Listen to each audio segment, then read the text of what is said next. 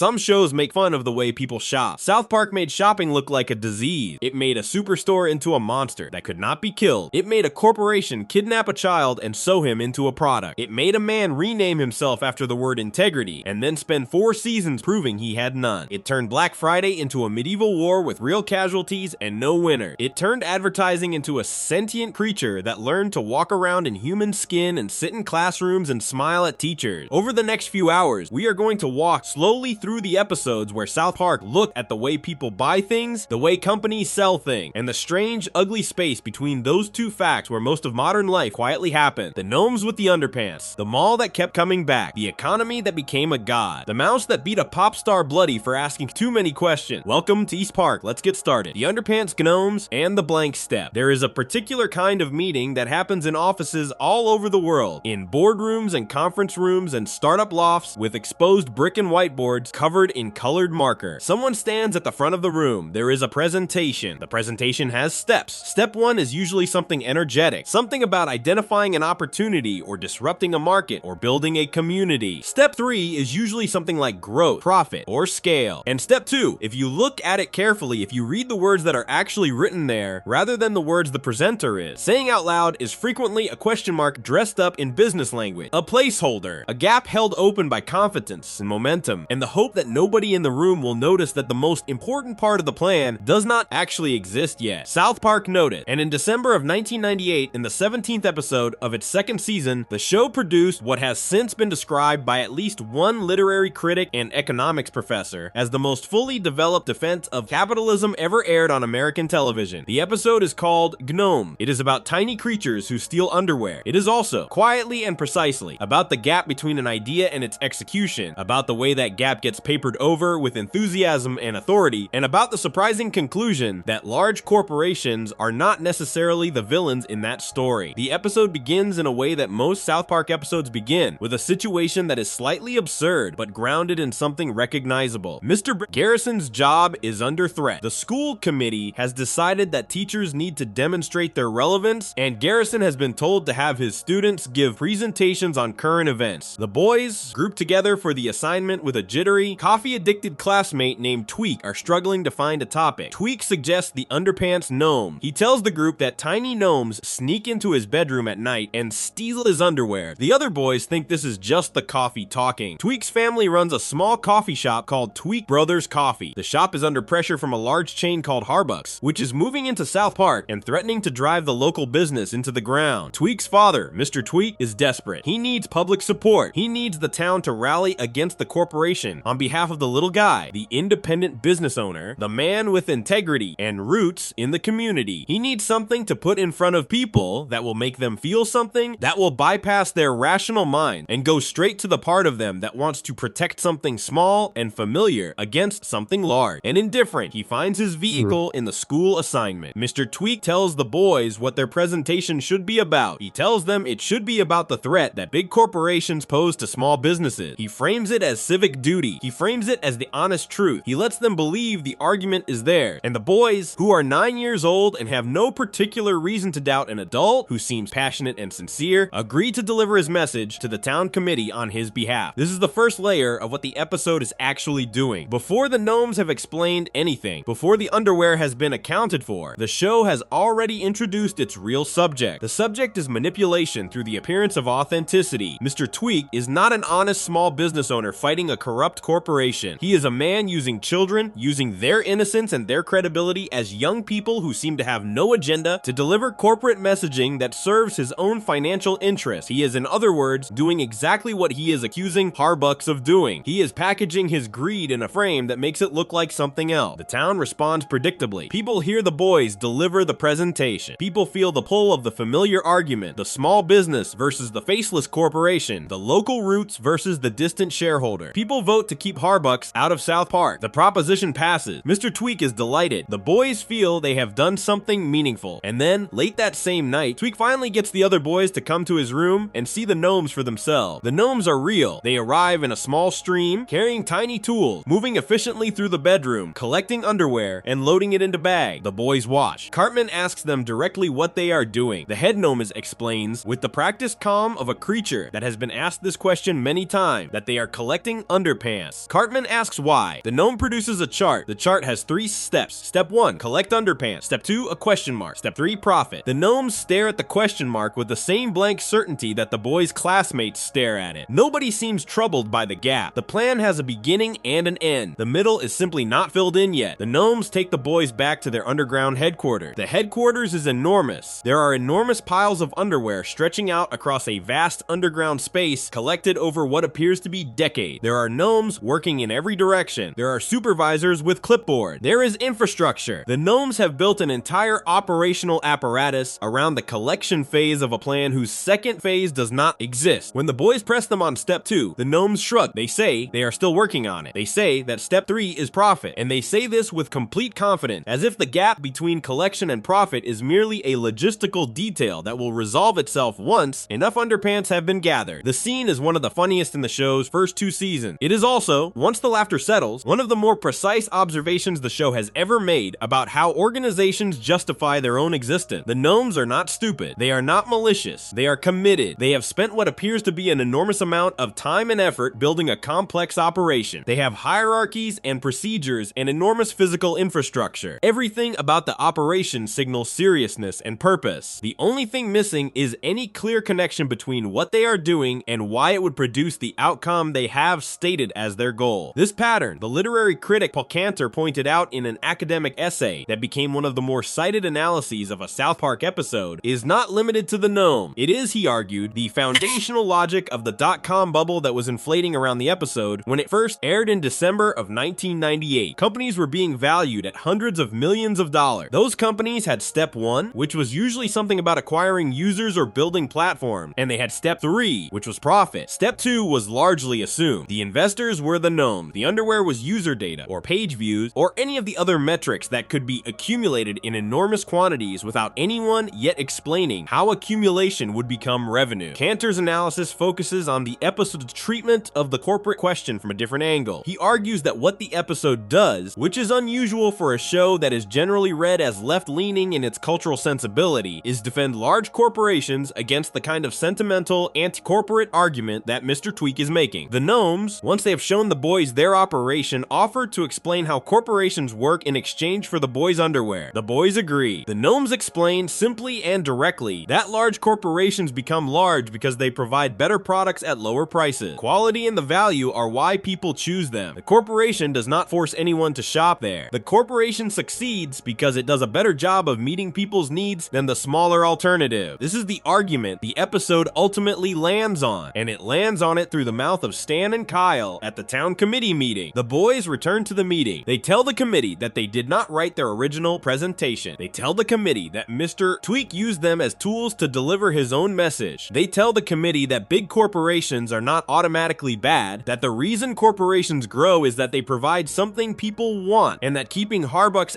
out of South Park to protect Tweak Brothers is not a principled stand for community values, but a protection racket dressed in the language of community value. The committee members try Harbuck. The coffee is, they all agree, significantly better than Tweak. One person notes that it has considerably less of a sewage taste. The proposition is repealed. Mrs. Tweak, furious at her husband for having used the boys as his marketing instruments, encourages everyone to try the large chain. Harbucks moves in. Tweak Bros adjust. The episode ends. What the episode has done across its 22 minutes is lay out 2 separate and connected critiques that are rarely placed next to each other in popular culture. The first critique is aimed at the romantic small business narrative, the idea that local automatically means good, that small automatically means trustworthy, that the independent shop owner is always a servant of the community, while the corporation is always its enemy. The episode shows Mr. Tweak manipulating children, lying to a public meeting, and using his own son as an unwitting prop in a campaign that has nothing to do with community values and everything to do with protecting revenue. He is revealed at the episode's turning point as greedier and less scrupulous than the corporation he spent the episode condemning. The warm feeling that people attach to the idea of the small business is shown to be available for purchase by anyone willing to deploy it correctly. The second critique is aimed at the gnome. The gnomes are not Harbuck. The gnomes are not Mr. Tweak. The gnomes are a third thing, a portrait of the kind of organizational energy that generates enormous activity in the direction of a goal that has never been properly defined. They have the infrastructure, they have the commitment, they have the long institutional history of their collecting operation. They do not have step 2. And the joke, the deep structure structural joke that the episode builds toward and never quite states out loud is that the gnomes are not unusual. The gnomes are everywhere. The gnomes are in every organization that has built elaborate machinery around an activity without stopping to verify that the activity connects to the outcome it was originally designed to produce. Tweak, the child, ends up in a strange position by the end of the episode. His father used him as a tool. The corporation he was told to fear turned out to make better coffee. His belief in the small business argument was not wrong in principle, but it was deployed in service of a man who did not hold it sincerely. He is left with the experience of having been manipulated by someone who used the language of integrity to protect something that had nothing to do with integrity. He is left, in other words, with the standard experience of someone who has been on the receiving end of good marketing. The episode aired during one of the most intense periods of consumer confidence in recent American history. The late 90s were a moment when the economy was growing, when technology companies were being valued at extraordinary multiples, when the language of disruption and innovation and opportunity was everywhere in the culture. The Underpants Gnomes entered that moment and quietly proposed a question. What if the confidence is the plan? What if the energy and the infrastructure and the sheer momentum of the operation are substituting for the missing step? What if step 2 is not coming and nobody has noticed yet? The dot-com crash arrived in 2000, 2 years after the episode aired. Hundreds of companies that had step 1 and step 3 and a blank where the business model should have been collapsed within a period of months. The underwear piles did not produce profit. The Gnomes headquarters turned out to be full of accumulated inventory with no path to market. The episode had not predicted this specifically, but it had identified the shape of the error clearly enough that it has been used in business school, classrooms, and economics lectures in the years since as a shorthand for a specific kind of institutional self-deception. The Gnomes became a meme. The meme outlasted the dot-com bubble. The meme has been applied to social media companies, to cryptocurrency ventures, to any number of subsequent operations that have accumulated enormous quantities of something, while leaving the question of monetization for a later stage that may or may not arrive. South Park did not make an argument that capitalism is broken in this episode. It made a more specific and more uncomfortable argument. It made the argument that capitalism is as honest as the people operating inside it, that the small business can be as cynical as the corporation, that the corporation can be as useful as its critics pretend it cannot, and that the most dangerous gap in any plan is the one that everyone in the room has agreed, without discussing it, to treat as already filled. The Gnomes are still working on step 2. They have been working on it since 1998. The underwear keeps coming in. Before we move on, if you're enjoying this analysis, please consider subscribing. It helps the channel tremendously. The Underpants Gnomes showed South Park taking on capitalism from the inside through a business plan with a hole in the middle. The next section goes bigger. A superstore arrives in town that cannot be destroyed, that grows back every time the townspeople burn it down because the townspeople are the ones keeping it alive. Section 2. The Walmart has a heart. There is a specific feeling that happens in a town when something large moves in. It does not happen all at once. It happens gradually over weeks, the way a weather system moves in from a distance. First there is the announcement, then there is the construction, then there is the opening with the banners and the parking lot full of cars and the sense that something has shifted in the landscape that used to be familiar. And then, quietly, things start to close. The hardware store that has been on the same corner for 30 years. The family restaurant where everyone knew the owner's name. The small shops along the main street that were never glamorous but were always there. The way certain buildings become part of the furniture of a place, so present for so long that their absence, when it comes, feels like a physical change to the air. South Park watched this happen across American small towns throughout the 90s and the early 2000s, and in November of 2004, in the 9th episode of its 8th season, the show produced its fullest examination of what process actually is, where the power behind it actually lives, and who is genuinely responsible for what it does. The episode is called Something Walmart This Way Come. It borrows its title and its structure from a 1962 Ray Bradbury novel called Something Wicked This Way's Come, which was later adapted into a Disney film in 1983. Bradbury's novel is about a dark carnival that arrives in a small American town and offers the townspeople the things they secretly desire, charging a price for each desire that is always greater than the person paying it understands. South Park took that framework and replaced the carnival with a superstore. The price stayed the same. The episode begins with the opening of a Walmart in South Park. The store is enormous. The prices are extraordinary. The townspeople pour in. They buy things they did not know they needed at prices they cannot argue with. The local businesses begin to feel the shift immediately. Customers who used to come to the hardware store, the clothing shop, the grocery are now going to Walmart instead. Within a short time, the local businesses have closed. The town center is quiet. The parking lots lots where the small shops used to be are empty. The economic geography of South Park has reorganized itself entirely around a single building on the edge of town. This part of the episode is not played for horror. It is played for familiarity. The show is not inventing a situation. It is describing one. Walmart had been the dominant story in American retail for roughly a decade by the time the episode aired. Economists had been studying the effects of Walmart's entry into local market for years. The research was consistent and not particularly gentle. Small businesses closed. Local employment shifted. The character of town centers changed. The show does not present this as news. It presents it as something the audience already knows. Something that has happened in places they recognize. Something that requires no explanation because the explanation is already everywhere. What the show adds to the familiar story is the horror layer. The Walmart in the episode is not a passive institution. It is alive. It responds. When the townspeople decide to boycott the store